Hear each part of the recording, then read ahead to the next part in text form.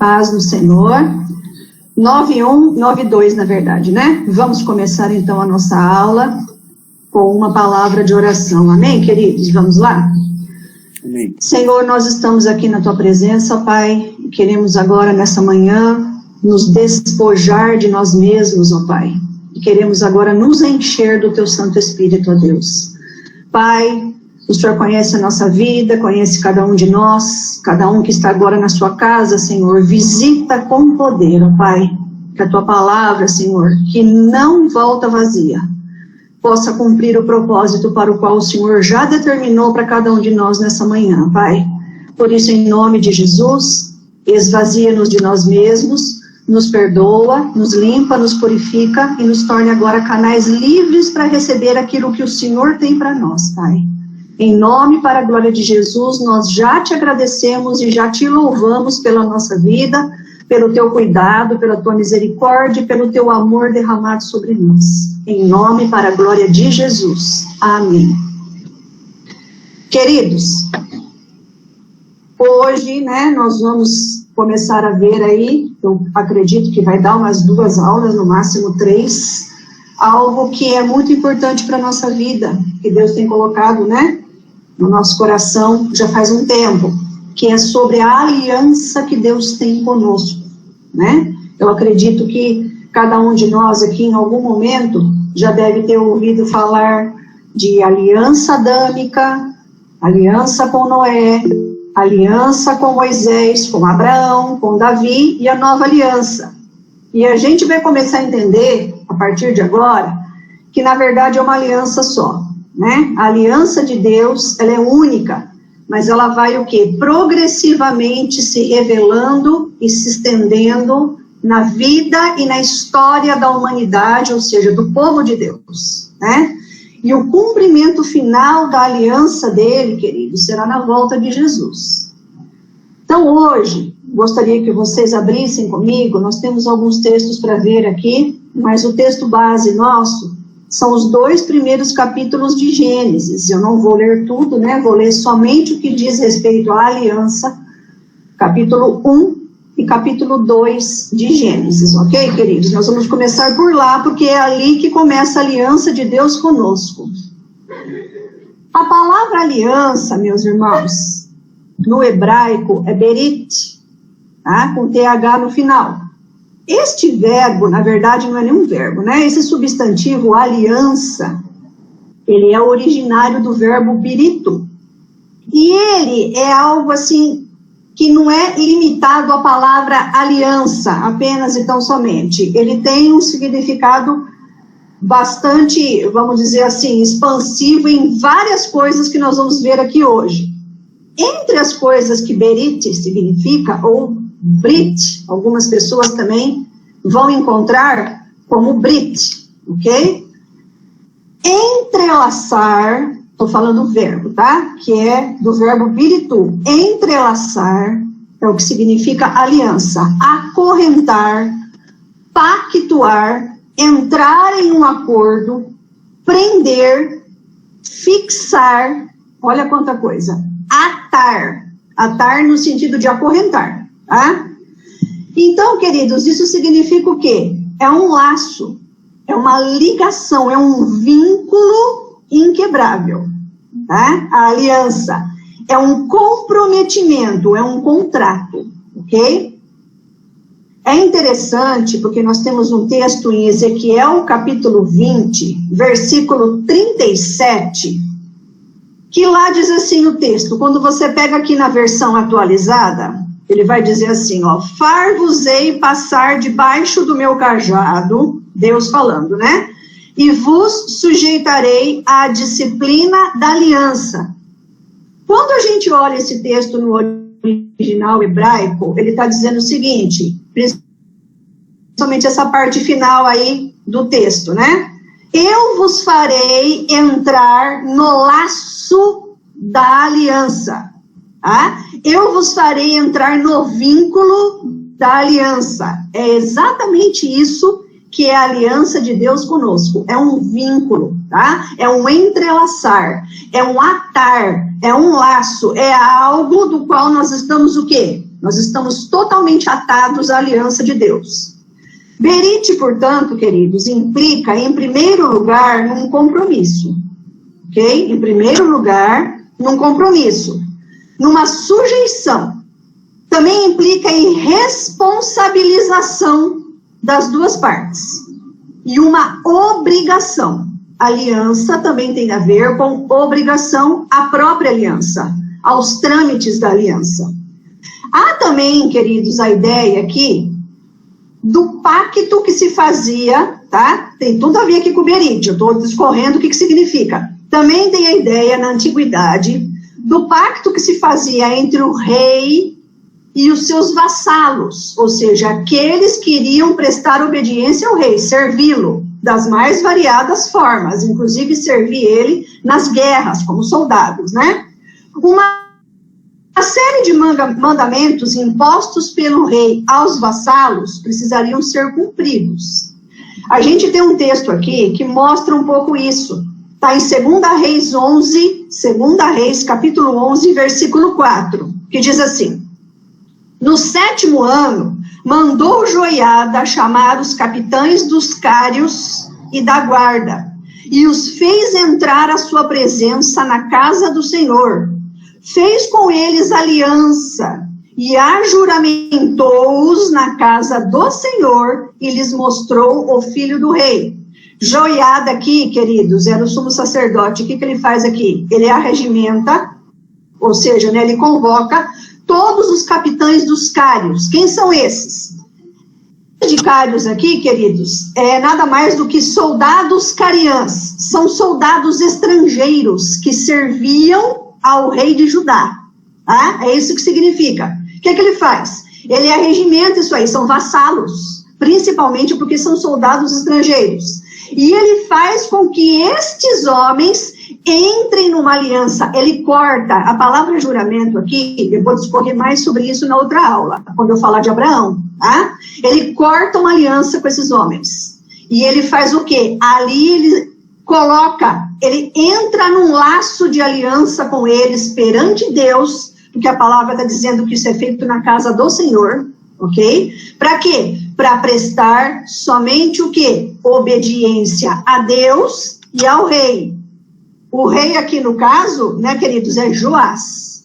Tá? Então é um exemplo para vocês entenderem aqui o que é aliança. Nessa aliança, há a promessa feita pelo rei de tomar os seus vassalos sobre sua total proteção. Ok? Então o rei, dentro de uma aliança, ele promete total proteção, cuidado. Nada vai faltar aos seus vassalos dentro dessa aliança. Vamos ver um outro texto aqui, queridos, que é o de Deuteronômio. Aqui nós vamos ver a aliança de Deus. Deuteronômio 7, capítulo 7. Eu vou ler aqui com vocês a partir do versículo 1. Então vamos lá, quem está acompanhando comigo. Quando o Senhor teu Deus te introduzir na terra, olha o que Deus aqui está falando com o povo antes de entrar, tá, em Canaã, quando eles saíram do Egito.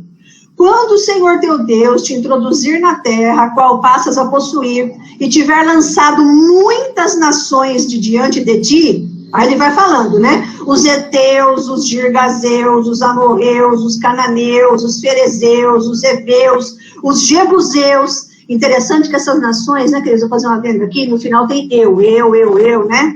São nações ímpias. 7 nações mais numerosas e mais poderosas que tu. Olha o que ele está falando. Que quando o povo entrar na terra, ele vai o quê? Ele vai destruir nações que eram mais poderosas do que eles. Mas por quê? Porque eles tinham a garantia da aliança, tá? Então vamos continuar aqui. E o Senhor teu Deus as tiver dado diante de ti, olha lá, na verdade, Deus vai dar essas nações na mão deles, porque isso também diz respeito ao cumprimento da aliança, tá? Para as ferir, totalmente as destruirás. Não farás com elas aliança, olha aqui, queridos, nem terás piedade delas, nem contrairás, olha também o que faz parte da aliança aqui, de Deus com o seu povo. Nem contrairás matrimônio com os filhos dessas nações. Não darás tuas filhas a seus filhos, nem tomarás suas filhas para teus filhos, pois elas fariam desviar teus filhos de mim, ou seja, da aliança, para que servissem a outros deuses, e a ira do Senhor se acenderia contra vós outros, e depressa vos destruiria. Porém, assim lhes fareis, olha os termos da aliança, derribareis os seus altares, quebrareis as colunas, cortareis os seus postes ídolos, e queimareis as suas imagens de escultura, porque tu és povo santo ao Senhor teu Deus. O Senhor teu Deus te escolheu, por isso que a aliança é feita entre o rei com seus vassalos, tá? É o rei que escolhe, para que lhe fosses o seu povo próprio, de todos os povos que há sobre a terra. Vai parando para pensar aí, queridos, que nós somos povo escolhido, de todos os povos que há na terra. Não vos teve o Senhor afeição, olha aqui, e nem vos escolheu porque fosseis mais numerosos do que qualquer povo, pois éreis o menor de todos os povos. Não fomos escolhidos porque nós somos os bons, os lindos, maravilhosos, né? Que faz tudo certinho. Não foi por isso que Deus nos escolheu, tá? Mas porque o Senhor vos amava. Olha aqui, queridos, a escolha de Deus, tá? Para fazer uma aliança com Ele é porque Ele ama. E para guardar o juramento que fizera a vossos pais. O Senhor vos tirou com mão poderosa e vos resgatou da casa da servidão, do poder de Faraó, rei do Egito. Saberás, pois, que o Senhor teu Deus é Deus, o Deus fiel que guarda a aliança, olha aqui, e a misericórdia até 1000 gerações aos que o amam e cumprem os seus mandamentos. Estão vendo aqui, queridos, o termo da aliança de Deus? Primeiro, Deus fez essa aliança conosco, não foi a gente que fez com Ele. Por quê? Porque Ele nos ama. Os termos dessa aliança, nós vamos ver aqui no decorrer da aula, envolve uma série de coisas, mas principalmente da parte do vassalo, ou seja, da parte daquele que está aliançado com Deus, é obediência, tá? Obediência. Então vamos lá, vamos continuando aqui. A palavra, queridos, traz também, já falei isso agora aí no começo da aula, a palavra berite também traz a ideia de cortar um pacto. Quando a gente vê, semana que vem nós vamos ver um pouco sobre Noé e Abraão, a gente vai discorrer sobre o que é isso, cortar o pacto, que está lá em Gênesis 15, né? Bom, quando se faz essa aliança, o que acontece? Normalmente se tem uma refeição. Ok? Entre o quê? Entre as partes aliançadas. Essa refeição, o comer junto, é a ideia do quê? De estar em comunhão, aliançado, as duas partes, desfrutando. Olha aqui. Esse comer, a refeição, é estar desfrutando dos prazeres e das alegrias desta aliança. E isso a gente vai ver lá no final. Quando Jesus voltar, que nós vamos o quê? Participar do banquete celestial com o rei, certo, queridos? Bom, a aliança de Deus, então, queridos, ela vai começar, aonde que inicia a aliança de Deus conosco? É a aliança da criação. Onde ela está? Ela está lá em Gênesis, capítulo 1, eu vou ler apenas alguns versículos aqui, começando no 26, eu vou ler do 26 ao 31, que diz assim: Também disse Deus, façamos o homem à nossa imagem, conforme a nossa semelhança. Tenha ele domínio sobre os peixes do mar, sobre as aves do céu, sobre os animais domésticos, sobre toda a terra e sobre todos os répteis que rastejam pela terra. Criou Deus, pois, o homem à sua imagem. A imagem de Deus os criou, homem e mulher os criou. E Deus os abençoou e lhes disse, sede fecundos, multiplicai-vos, enchei a terra e sujeitai-a. Dominai sobre todos os peixes do mar, sobre as aves dos céus e sobre todo animal que rasteja pela terra. E disse Deus ainda, eis que vos tenho dado todas as ervas que dão semente e se acham na superfície de toda a terra, e todas as árvores em que há fruto que dê semente. Deus está dando tudo, absolutamente tudo nesta aliança para o ser humano. Isso vos será para mantimento. não só para o ser humano, mas para quem mais? E a todos os animais da terra, e a todas as aves do céu, e a todos os répteis da terra, em que há fôlego de vida, toda a erva verde lhe será para mantimento. E assim se fez. E viu Deus que tudo que fizera, e viu Deus tudo quanto fizera, e eis que era muito bom. Houve tarde e manhã, e o sexto dia. Mas a gente tem que continuar os termos dessa aliança. Os termos continuam no capítulo 2, eu vou ler os versículos 15, 16 e 17, que diz assim: Tomou, pois, o Senhor Deus ao homem, e o colocou no jardim do Éden para o cultivar e o guardar. E o Senhor Deus lhe deu esta ordem: de toda a árvore do jardim comerás livremente, mas da árvore do conhecimento do bem e do mal não comerás, porque no dia que dela comerdes, certamente morrerás. Queridos, essa é a aliança de Deus conosco, tá? Essa é a aliança que Deus fez com as suas criaturas, que ele criou a sua imagem e semelhança. Homem e mulher, já começa aí os termos da aliança. A aliança tem que ser feita com um igual para igual. Então, o homem é imagem e semelhança de Deus. A aliança de Deus com o ser humano, ela se estende para toda a criação, que nós vamos chamar de cosmos, tá? Mas é uma aliança feita com o homem, e que se estende para a sua criação. Bom, o pacto, queridos, ou seja, a aliança, ela foi feita para ser um instrumento, é um instrumento do reino de Deus estabelecido nessa terra. Você tem que entender que o reino de Deus aqui estabelecido, que era o quê? Toda a sua criação, ela vai o quê? Ela vai simbolizar a aliança que Deus tem lá no seu trono, com a Trindade. Ok? Então, é o estabelecimento da aliança que Deus tem com a Trindade conosco aqui na terra. Deus coloca o homem em um relacionamento singular, tá? E perfeito com a sua criação. A palavra aqui que aparece é cosmos. O que é cosmos? Cosmos é ordem da criação. Cosmos é o universo criado que manifesta uma ordem específica dada por Deus. Significa o seguinte, gente, Deus não criou todas as coisas de qualquer jeito. Ele criou tudo com uma ordem pré-estabelecida. Esta ordem existe até hoje, apesar da queda. Então, tudo se encaixa perfeitamente, de maneira ordenada, através do quê? Das leis que Deus impôs, para que esse universo criado, esse cosmos, pudesse o quê? Se autossustentar, tá? Então, Deus criou o homem de maneira singular, para quê? Para que ele se relacionasse com esse cosmos. E a gente vê isso através de 3, que eu vou chamar aqui, vocês já devem ter ouvido essa palavra, 3 mandatos. O que é mandato? Mandato é uma missão, tá? É uma incumbência. Mandato é poder que alguém conferiu a outro a fim de agir em seu nome.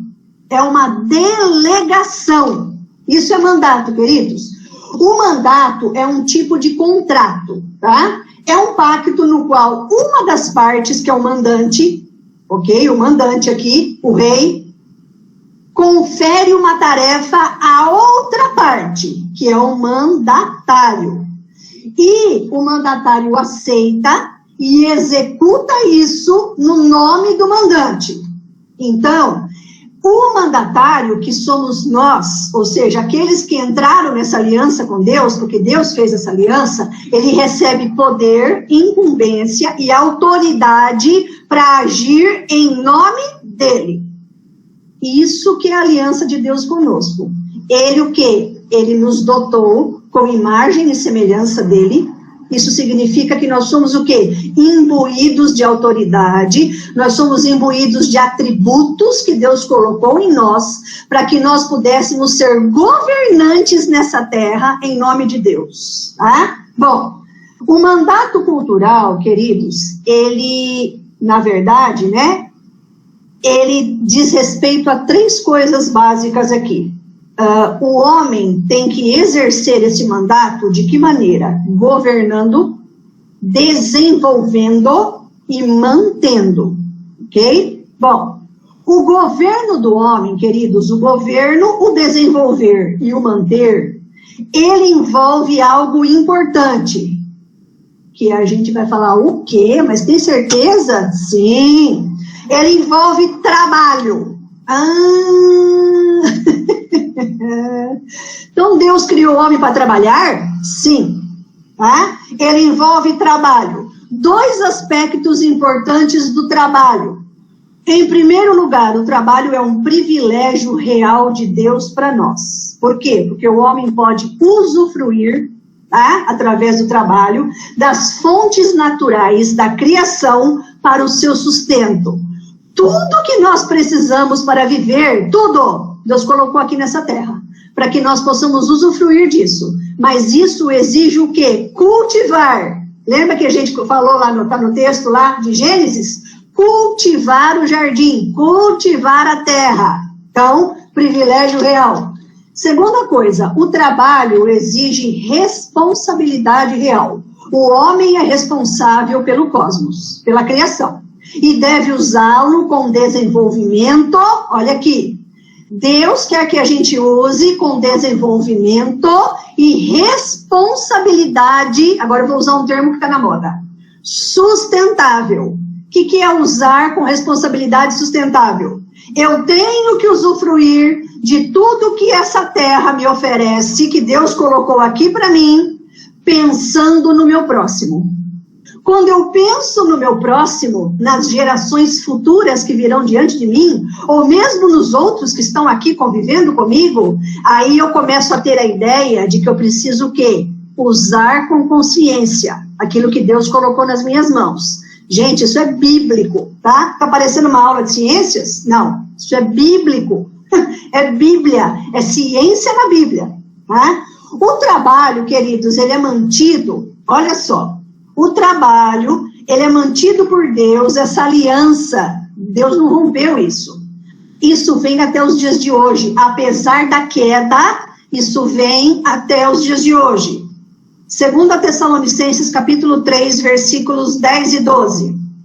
Porque quando ainda convosco vos ordenamos isso, se alguém não quer trabalhar, também não coma. Pois de fato estamos informados de que entre vós há pessoas que andam desordenadamente, não trabalhando. Antes se intrometem na vida alheia. A elas, porém, determinamos e exortamos no Senhor Jesus Cristo que, trabalhando tranquilamente, comam o seu próprio pão. Queridos, nós temos ainda a missão, dentro desta aliança, de trabalhar a terra, ok? E trabalhar aqui não é só trabalhar para sair e ganhar o sustento. O trabalhar aqui é de várias maneiras, inclusive quem trabalha dentro da sua casa. Quem produz o quê? Dentro da sua casa também, né? Bom, o mandato cultural, então, queridos, eu estou dentro do mandato cultural, ok? Ele se estende em todas as áreas da nossa vida, tá? Sempre respeitando e cuidando da criação de Deus. Quando Deus lá nos diz, lá no capítulo 1 de Gênesis, dominar, tá? Dominar sobre a criação, o vocábulo dominar indica a ideia de capacidade real que nós recebemos de supervisionar. Nós somos mordomos do Senhor, isso é dominar, tá? Nós temos que governar isso aqui para Deus. Não é dominar no sentido de sujeitar, de que eu sou o dono e vocês são todos aqui os meus servos, não é isso. É dominar no sentido de mordomia, tá? É no sentido de governar para Deus, com sabedoria. Temos a inteira responsabilidade sobre a criação de Deus, queridos. Nossas atitudes diárias revelam isso. Quando estudamos o mandato cultural de Deus, que é o que nós estamos fazendo aqui, que está dentro da aliança, nós vemos que o homem é chamado, nós somos chamados para santificar e colocar cada esfera da nossa vida nas mãos de Deus. E feito isso diariamente, tá? Aprender com ele, com Deus, hein? A administrar cada uma das áreas da nossa vida para a glória de Deus nesse mundo. Deus nos deu esse mandato para exercermos os domínios nas mais diversas áreas do saber. E principalmente para o resgate das culturas para Cristo. Sabe o que é isso? Isso é ter a mentalidade de Jesus. Para quê? Para que nós possamos o quê? Transformar, tá? Pela renovação da nossa mente, todo o nosso meio. Isso é mandato cultural. Não é só viver nessa terra regaladamente, usufruir do que tem aqui. Não, não, não. Nós somos agentes transformadores, irmãos. Nós temos a incumbência de ser agentes transformadores. Nós temos que ser formadores de opinião. O que está acontecendo muitas vezes com a igreja, quando eu falo igreja, eu falo a igreja representante, né, de Deus aqui na terra. É que ela está sendo transformada pela cultura secular. E, na verdade, nós temos que fazer o contrário. A igreja tem que transformar a cultura secular para a glória de Deus. Tem que ser agente transformador. Mesmo após a queda do homem, mesmo depois, tá? Em Gênesis 3, né? Quando o pecado entra no mundo, o que acontece? A responsabilidade de trabalhar a criação ainda cabe a nós. Isso não mudou, ok? Não mudou. Por que isso, então, é possível? Por causa de Jesus. Nós vamos falar depois também sobre isso. Portanto, queridos, olha aqui que interessante. Cultura, ó, cultura é o resultado do cultivo, que nada mais é do que nossas interações com o mundo criado. Então, nós fazemos cultura? Nós, como salvos de Deus, como salvos em Jesus? Sim. Nós produzimos cultura, queridos. E é uma cultura para ir contra a cultura que está o quê? Caída. Tá? Inserida nesse mundo. A fé obediente a Deus leva o homem regenerado por Jesus, olha aqui, ao comprometimento e ao desenvolvimento correto de todas as coisas.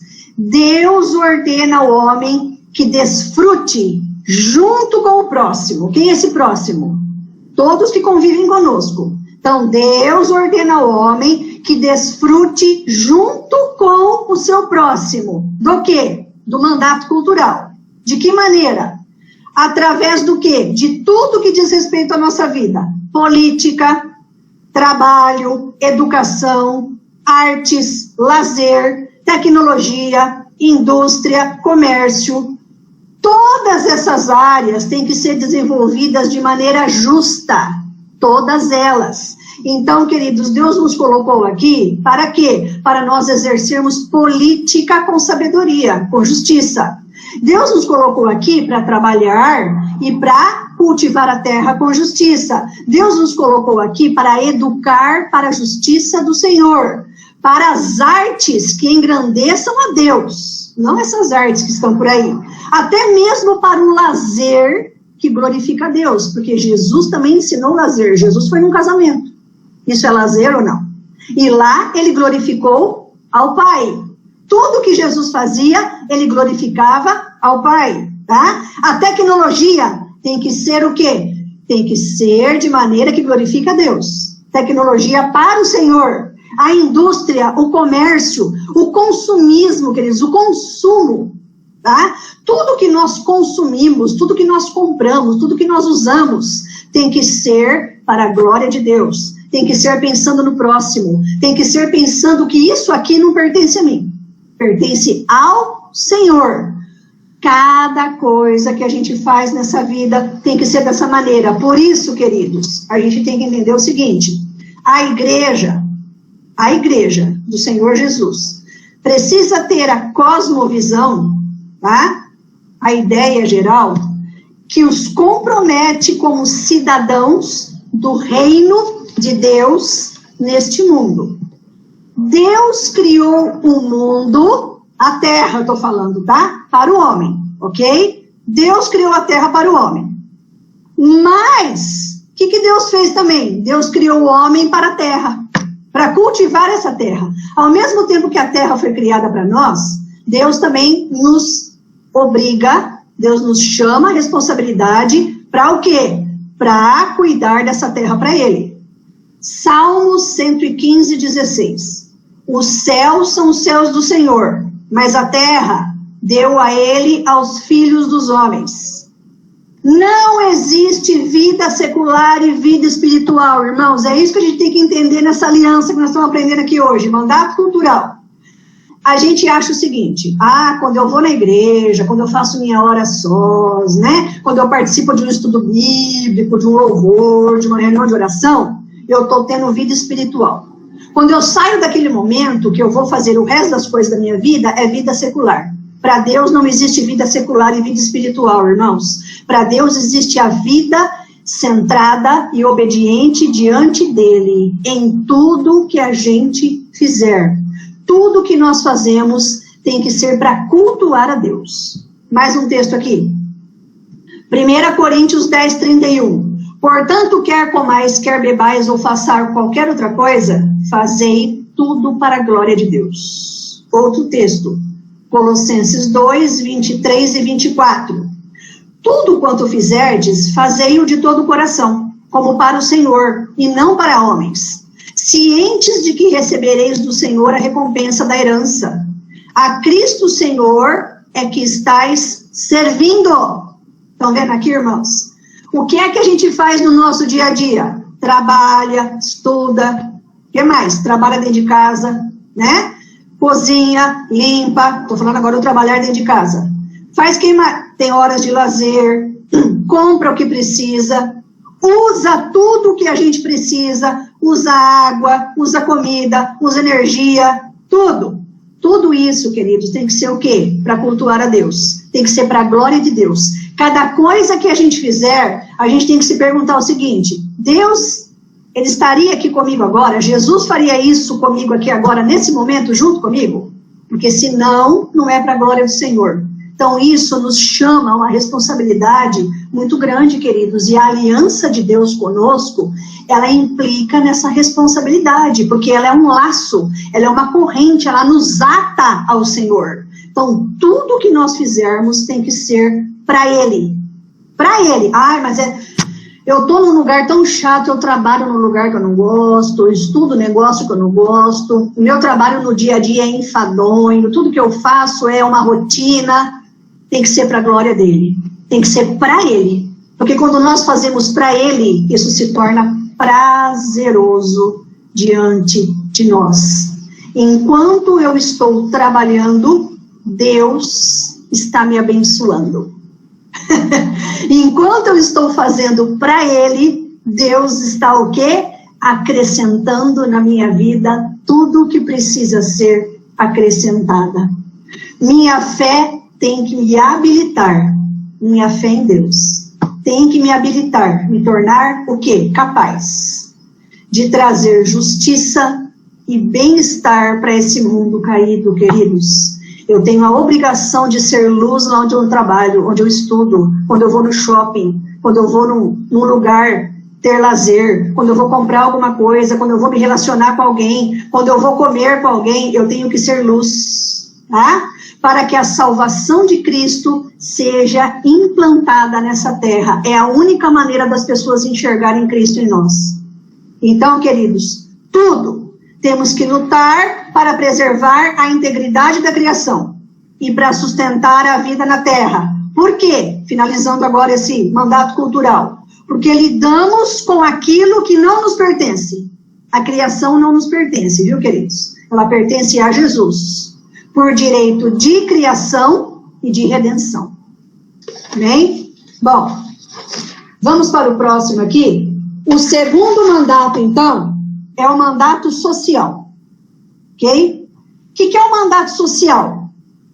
Esse mandato de aliança de Deus conosco diz respeito a todas as relações que nós temos com as pessoas, tá? Então, é um mandato que provê a base, ok? Divina, ordenada para que nós possamos nos relacionar dentro de casa com o cônjuge, com os filhos, com a família, com o próximo, com os irmãos, com os parentes, com os clãs, com as nações, com as comunidades, com as autoridades, com todo mundo, tá? Mandato social diz respeito àquilo que nós o quê? Realizamos com o outro, com o próximo, tá? Esse mandato, queridos, é dado para que o homem possa se relacionar numa esfera de igualdade e de amor ao próximo. Ninguém é melhor do que nós, perante Deus, tá? A palavra de Deus nos revela como esse mandato é colocado em prática através do ensino das relações humanas nas mais variadas esferas. O que eu quero dizer com isso? A palavra de Deus, ela nos ensina. Pega a Bíblia, que ela vai te mostrar como é que a gente se relaciona com o marido, com a esposa, com os filhos, com a família, com o próximo no geral, com os irmãos, com o patrão, com o servo, com o empregado, com todos. Com as autoridades, está tudo ali. A palavra nos ensina. Nós não vamos falar isso hoje, né? Porque não é o caso. Ela nos ajuda a compreender, queridos, a ética do reino de Deus para as nossas relações sociais. Como que Deus quer que eu me relacione com as pessoas? Para começo de conversa, tá? Para começo de conversa. Vou falar uma coisa aqui que pega na nossa ferida. Como que Deus quer que eu me relacione com aquele que me persegue, que é considerado meu inimigo, aquela pessoa? Ele quer que eu me relacione com amor. Já começa por aí, tá? É ética do mandato social da aliança de Deus conosco, tá? O mandato social, queridos, é a base para o mandato cultural. Eu não posso, o quê? Trabalhar, cultivar essa terra, se eu não exercer o quê? Relações justas e perfeitas diante de Deus com o próximo. Eu não vou conseguir. Vai acontecer o quê se eu não tiver relações harmoniosas com o meu próximo? Vai acontecer guerra. E guerra é algo que vai contra o mandato de Deus. Aqui, então, nós vemos o seguinte: o pecado, queridos, separa o ser humano do seu Criador e do seu semelhante, tá? O pecado fez separação, alienou, nos alienou de Deus e do próximo. E o pecado fez o quê? O pecado gerou problemas e corrupções em todos os relacionamentos sociais que nós temos com o próximo, né? Cristo, com os seus ensinos, com o seu exemplo e com a sua obra redentora, veio restaurar esses relacionamentos corrompidos pelo pecado. Por isso que a restauração da sociedade no pacto social tem que começar com a igreja, com os redimidos do Senhor. Vamos ler Colossenses capítulo 3. Colossenses 3, de 12 a 15. Revesti-vos, pois, como eleitos de Deus, santos e amados, de ternos afetos de misericórdia, de bondade, de humildade, de mansidão, de longanimidade. Suportai-vos uns aos outros, perdoai-vos mutuamente, caso alguém tenha motivo de queixa contra outrem. Assim como o Senhor vos perdoou, assim também perdoai vós. Acima de tudo isso, porém, esteja o amor, que é o vínculo da perfeição, ó, vínculo, aliança, tá?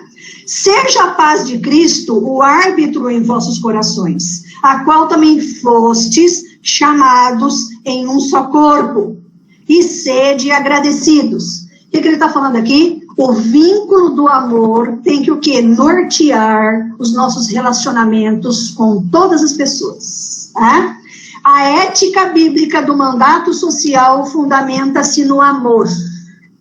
Que diz respeito a que esse amor? A solidariedade e generosidade. Então nós temos que repudiar o quê? Nos nossos relacionamentos. Repudiar a ganância, repudiar o egoísmo, o individualismo e a insensibilidade. Nós devemos responder à necessidade humana de qualquer pessoa, com serviço amoroso diante de Deus. Tá? Devemos buscar a transformação das estruturas injustas da sociedade, lembrando que o Senhor Jesus é o quê? É o juiz de toda a terra. Então nós temos que ter relacionamentos justos. Tem gente que vê duas pessoas discutindo, brigando, vai lá e põe fogo na lenha. Nós temos que trazer justiça para esses dois que estão discutindo, porque Jesus é o justo juiz. Ah, é assim que tem que ser. E nós temos que ensinar nos nossos relacionamentos as boas novas do reino. Queridos, para finalizar aqui esse mandato, um aspecto importante do mandato social, que na verdade é onde tudo começa, é a família. Rapidamente aqui então, o que isso tem a ver? Começa na família. O mandato social começa na família. Nós vemos a ordem lá em Gênesis 1:28, que diz assim: sede fecundos, multiplicai-vos e enchei a terra. Tá? A criação do homem e da mulher é para cumprir o mandato social. É para cumprir o sede fecundos, multiplicai e enchei a terra. Aqui está a base do mandato social. Queridos, presta atenção. Macho e fêmea formam uma unidade nesse mandato, tá? Aqui nós aprendemos o quê? Que a organização familiar instituída por Deus para cumprir esse mandato na terra, essa aliança, exige uma relação entre homem e mulher. Vou falar a palavra aqui, uma relação heterossexual e monogâmica. O que é monogâmica? Um homem que se une à sua mulher. Gênesis 2:24.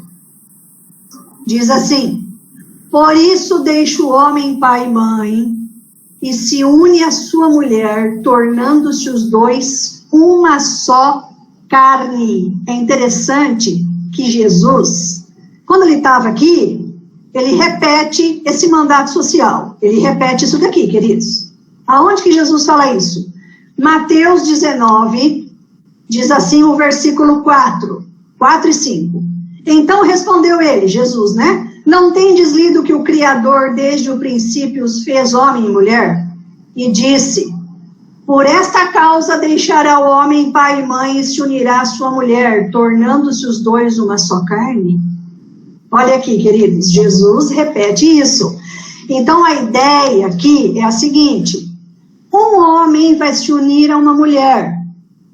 E os dois vão o quê? Sede fecundos, enchei a terra e multiplicai. Mas a gente acha aqui, que quando a gente lê esse versículo, significa o seguinte: então tá, um homem e uma mulher se casam e vai tendo filho, vai multiplicando. Não é só essa ideia que está implícita aqui, vai muito além. Tá?